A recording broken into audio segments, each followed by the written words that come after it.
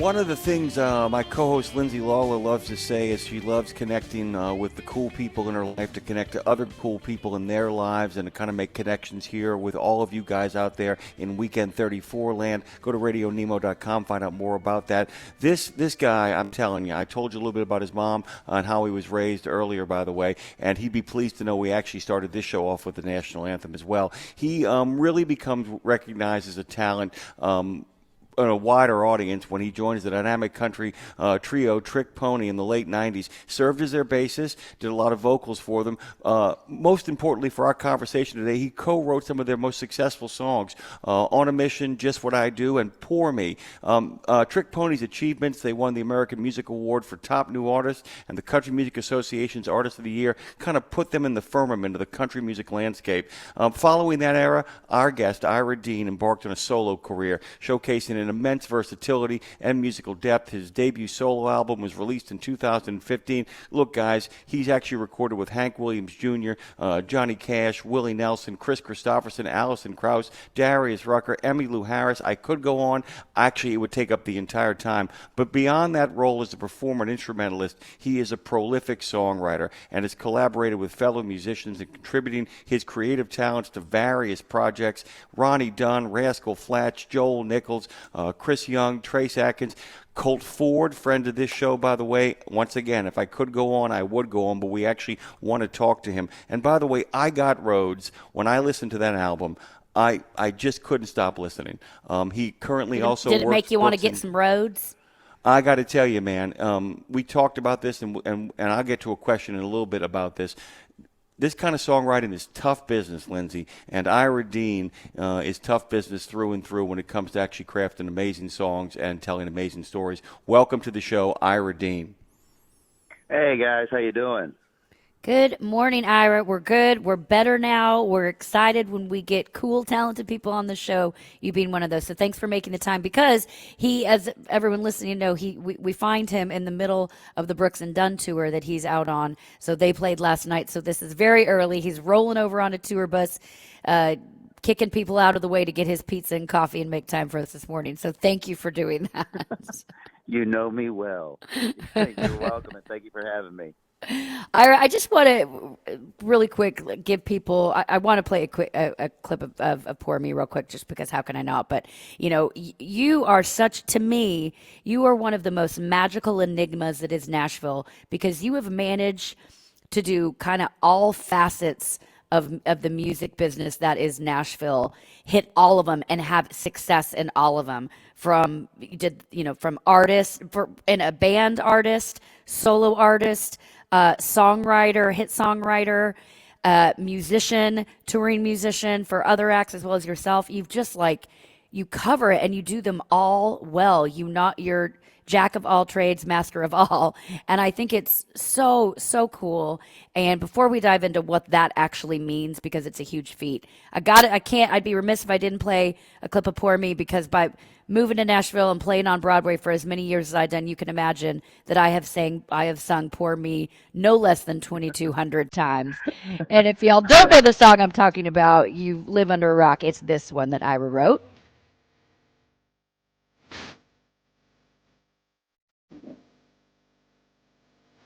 Woo!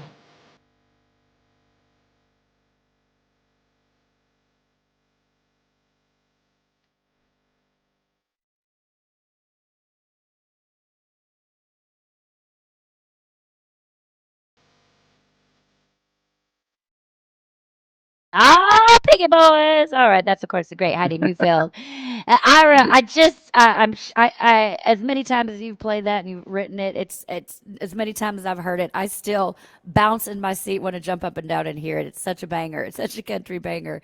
So to go back to originally what I said, how does that feel to be sitting here now? You're out with Brooks and Dunn. You've got your own record out. You've got hits for other people going to number one all around. How does that feel to be sitting in the middle of it and know that you're doing it and you have done it and you're going to continue to do it? I don't know exactly where my question lies, because it's obviously more of a compliment, but you do it all and you do it well. Thank you. It's. I tell you what. After hearing you say all that stuff, I'm kind of, I'm blessed. I'm God dang, how do I describe it? I'm just when it all started, I'm still just a country music fan, you know. So I'm just taking it all in. I'm excited to like still be in the game this long, and I'm just happy to be part of this musical family, you know. So thank you for the compliments, and I just love making music. I love writing, performing, and you know, producing. I got to produce Aaron Lewis's last two albums, and I in this business, it's crazy. You're either known for a guitar player or you're known as a writer or an artist. And when I kind of grew up in a musical family, and they said if you want to be a musician, you got to do it all, and you know, you got to learn every. Don't just be a country musician. Learn all musics and learn every aspect of the industry. So I did, and so thank God, because it's put food on my table now for a long, long time. Yeah, well, and he said it, Jim, which sets up what you're probably going to talk about next. But he said, at the end of the day, I'm a country music fan, and that just like hit my heart because that's what it's about. And at the end of the day, if you're not a fan of what you're doing, it's a love affair, and to not have that's when the magic goes out. And it leans into what you were talking about earlier, Jimmy Mack. Well, yeah, Ira, the thing we were talking about over the break as well too is I was talking to a friend of mine about movies, and one of the things I always love about watching somebody who makes movies is when they actually know movies, that they actually know the history of movies, and you can see all their influences while they're being uniquely themselves. One of the great things about your music is that you actually know music, and I mean, you know the history of rock and roll, you know the history of country and western music. It allows you to draw on a lot of resources and not just cliches. And so this album, I Got Roads, and a lot of your work really kind of plays into what I call archetypal kind of music in regards to country and western without it turning into a cliche. And I'm kind of wondering, is it possible to answer this question? How do you create music that speaks to so many people without it turning into a generic sort of blobby mess? You know what I'm saying? The idea you're writing this bourbon barbed wire, back of a pickup truck, tough as all nails, but it doesn't just feel like the next guy up doing that. Can you talk a little bit about that? Yeah, well, I'm going to name drop, and I don't mean to, but I got the quote when I first moved to Nashville in 1990. I was starving. I was a maintenance man at the Elizabethan Hotel in North Carolina, and got electrocuted and decided I was a horrible maintenance man, so I moved to Nashville to pursue music. Thank God. Yes, and I was playing this club and became good friends with John Carter Cash, Johnny and June's son, and we had a band with him, and all we played this little dive bar, and I was about ready to go back home and beg for my job back. And John Carter said, "Oh man, just come over for lunch." And I didn't know he still lived with his parents. I went over for lunch, and June Carter described it, but she said that I was the stray dog they fed that wouldn't leave, because I just never left. I ended up staying there for a long time. And Johnny Cash told me one time we'd go on the back porch. He smoked Winston Reds, and I didn't even smoke. I'd go out there and choke down a few just to hang with him. And he said, "Son, when writing songs, you stick with the truth, because people recognize the truth right away, even though it might have been years since they heard it." And that resonated with me. And I was, next thing you know, I'm a staff writer for Warner Brothers, and I'm trying to make up these great stories and just try to make up all this stuff, trying to be clever. And those words resonated in me, and I just started writing real life, just my life, really real things that happened. And I realized that you can't outright the truth. People, and the truth it just makes great stories. It's the I just started writing my life out, and people started cutting my songs. And I wasn't trying to be clever, and I wasn't trying to, write this great love story. I was just telling my story on paper, and somehow it's real, and people resonate with real. And so I try to just kind of write what's going on, whether it be good, bad, blessed, broken, whatever it is, whatever's going on in my life, or I tap into my life from a troubled time in the past, and I just try to write real stuff instead of trying to make something up. And I think that's what's really guided my career a lot. Well, and you have to really trust. I mean, talk about some great advice from one of the greatest ever, obviously, that you got from his lips to your ears, which is so cool. and then for that to still resonate with you, and you have to trust your own authenticity, which makes me question or want to ask you, because on this record, I Got Roads, which is out now, you can download, not stream, download, please, the whole album now.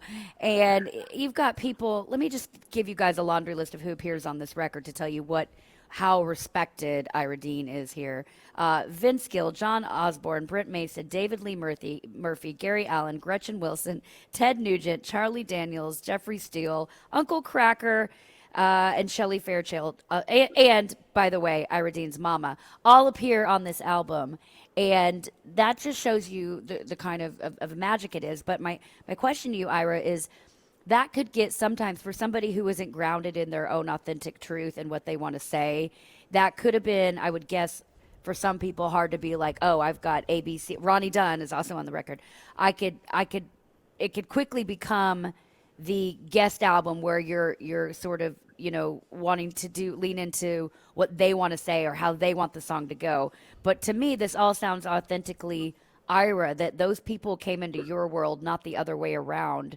How did you balance that to you're so grateful for your friends who are appearing on your record, but did you have to any moment put the flag in the ground, like this is the Ira Dean record, it's my vision, it's my truth, and then let them kind of trickle in, if that makes sense?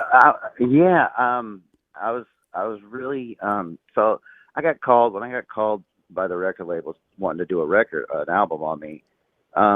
You never know when your last album's going to be. And something told me, I'd gone a long time, just writing and producing other people. And so if I did an album, I wanted to record with all my friends that I never got to record with in my career.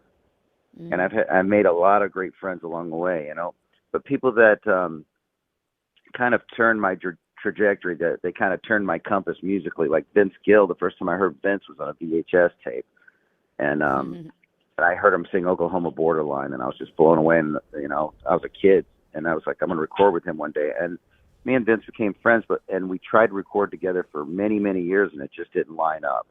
And so I knew I was going to do something with Vince, and I knew I was going to do something with Ted Nugent. I remember being a little kid, and the first time I heard Double Live Gonzo and Wango Tango, and it set me on this mission to be a crazy entertainer. I had to record with that guy, and I had a list of people in my life that really influenced me through my musical career. Ronnie Dunn being one. He's been a great friend, and we've written a lot of songs together, and I'm out here playing with him and stuff. So we're really tight, and I never got to record with him. So I called these people. I just said I'm doing this album, and I'd love for us to finally get in the studio together. I don't know if I'll ever make another album, and I would love to be on this one with me. And they didn't say just yes. They're like, yeah, when, where, what are we doing, what do you want to do? And so they were also generous. They came in, and they just hung. They didn't get their hands dirty and tell us how to make the song or whatever. They're just sitting there going, what do you want me to do? What's my part? And I said, I just want you to play like you or sing like you. Just do your thing. And so they gave me all the creative control on this record. And I thank God I've got really great, talented musical friends that wanted me just to make the record my vision. They really didn't get in the way, and it was a great process. And I love them for it. They just wanted to help out and make the record that I wanted to make, which is that's a good friend, It's a great friend, but it speaks to how great you are and respected, and I just love that. We want to play a clip from Teleman, which is the first cut off the album. It's so fun. It's such a fun way to kick off this record. It features Vince Gill, John Osborne, and Brent Mason. This is Ira Dean and Ronnie Dunn of Teleman. We'll give you a little taste, and then we'll be right back. Breaking it down when I heard the singer say, hey, how did it sound? Don't you come around picking these bars again till you tune that fiddle and you get yourself a Teleman. Woo! Buck Owens, Merle Haggard, Willie and a Waylon, Johnny Cash, Jerry, Patsy and the Possum. Ain't none of them stars ever would have got a hand if it weren't for a finger licking, chicken picking Teleman. Tick tock, clip flop, string pulling Teleman. Hey, bender, old fender, kick it off Teleman. 1, 2, 3, 4. Woo! Kicking with Teleman, by the way, at 7:21 this morning. And of course, we're talking with Ira Dean here. But before we get back to him, guys, head over to neverrollalone.com. That's the multi-service fuel card. They've been helping fleets manage the situation since '78. Over-the-road trucking companies look to them to provide quality customer service, generous lines of credit, and a nationwide network of fuel-saving truck stop locations. The only thing you should be doing besides going to neverrollalone.com is heading on over and downloading, not streaming, downloading Everything by Ira Dean. Welcome back to the show, Ira, and of course, Lindsay Lawler and I are taking you down the road on the Weekend 34. Lindsay, take it away. Oh, well, hi. Ira, when you hear that, are you toe tapping? How do you not, because you said I wanted to be a crazy entertainer, and you are. If you haven't seen Ira live, please go do that ASAP. I assume you hear that. Does that make you just want to be on stage right this minute when you hear that song? Yes, I love that song. It's so fun. I'm a sucker for a rockabilly groove. I just love that upright bass and that thing. I don't know, that Stray Cats insanity. I love it. It's so fun. Okay, so I want to bring up here briefly, because you talk openly about your sobriety. Our own Jimmy Mack here has been sober. Are you 31 years now, Jim? 31 years, yes, ma'am. 31 years sober, Jimmy Mack, over here, Ira. Thanks, Sarah. I am not sober, but I am definitely not a drunk like I used to be when I played downtown and toured. I'm curious. I'm so curious your take on, or how, I know you're very grateful for your sobriety. You made a lot of friends both pre and post, and Jim talks a lot about the people that disappeared when he got sober and how interesting that road. I'm sure you know that road as well, and he might talk to you about that. I'm curious about writing, how you feel your writing has changed. This isn't a sobriety conversation more as it is a clarity conversation. How you're because we can write fun songs all day long when we're in the midst of chaos, but how has your clarity changed being sober when it comes to your visuals and your writing? Great question. I think back when I drank, which there for a while I didn't write a song without a cocktail in my hand. Yeah. And it was more of a stream of consciousness. I kind of just like scratched the surface. I look back on the songs I wrote, and I scratched the surface, but I didn't get deep on them. And I think once I got sober, I didn't really write that well for about a year and a half. And thank God I had great friends like, David Lee Murphy and Jeffrey Steele, Chris Wallen, that would let me sit in the room. And I know I wasn't on my game, but, they knew, I was trying to get through this hump. And so we wrote some great songs, and they put my name working on myself and realizing that, I had some issues in the attic. That's what really got me honest with myself. And I started putting more honesty and a lot of deeper thought into lyrics on paper. And, because once I quit drinking, I kind of took the jar off that lid in my gut that I've been keeping all my emotions in, and they started pouring out. And it took about a year and a half for everything to settle down, the dust to clear. And then, I've got a larger toolbox to pick words out of now, Yeah. And I really want to share that with people because, it took me a lot of attempts to get sober. So I know there's people out there like that too. And I want them to know, if I can do it, anybody can. And so I try to write a lot deeper. If I'm going to go deep, I go all the way to the abyss when I'm writing. I try to help as much as I can and touch souls as much as I can. If I'm writing that direction.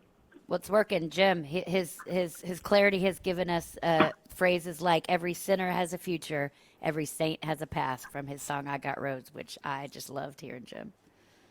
Yeah, I did too. And one of the things that Ira has already answered actually scratched one of my questions off the list, because I said I wanted him to talk about how this album and a lot of his career was a story of friendships, and then he just spilled right into that. And then you mentioned a little bit of that Stray Cat feeling, that little Brian Setzer feeling that kind of pops up in one of the songs.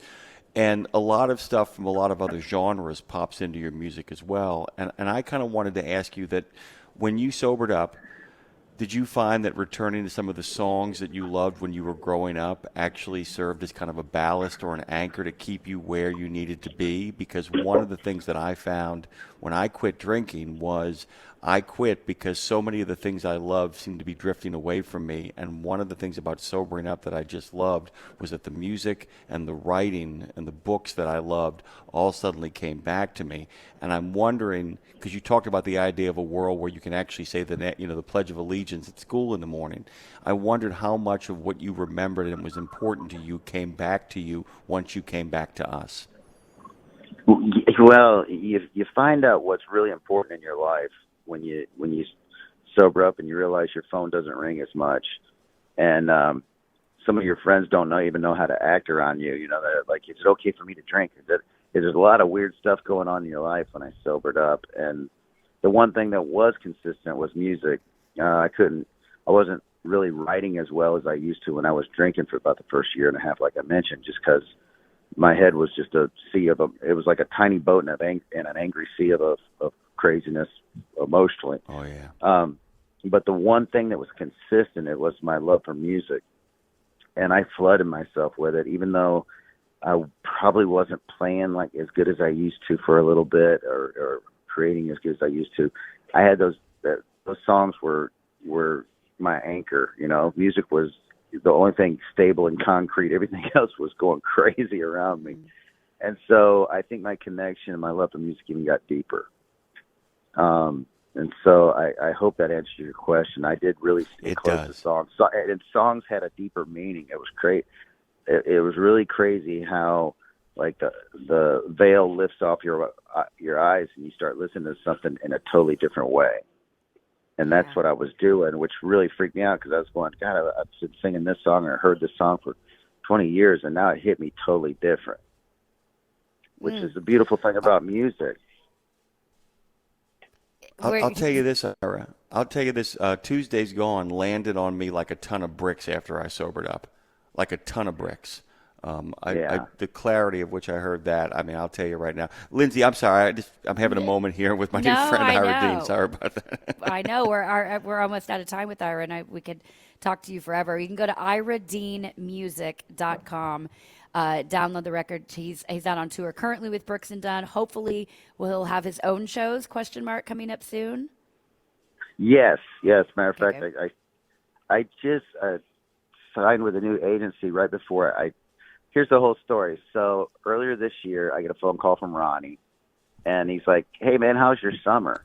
You know, how booked up are you?" And I was like, "Actually, I just signed with a new agency, so I really don't start touring hard or anything till like fall and winter, and then a little bit next year it starts trickling in." And he's like, "Good. So you want to come out on the road with us and write and play in the band?" And I said, "Well, send me the dates, you know." And all but one date, only one date conflicted with each other. So I up that one show, and I got to go on tour. So I'll be kicking up my solo stuff in the fall and then taking it from there. Perfect. iradeanmusic.com. You can check all the dates, see him out with Brooks and Dunn right now. Ira, thanks for making the time. This record's so good. Download it now. And I just want to give a big shout out to SHO-TYME out there. Thank you, my friend. Thanks for keeping up. Thanks for the support too, brother.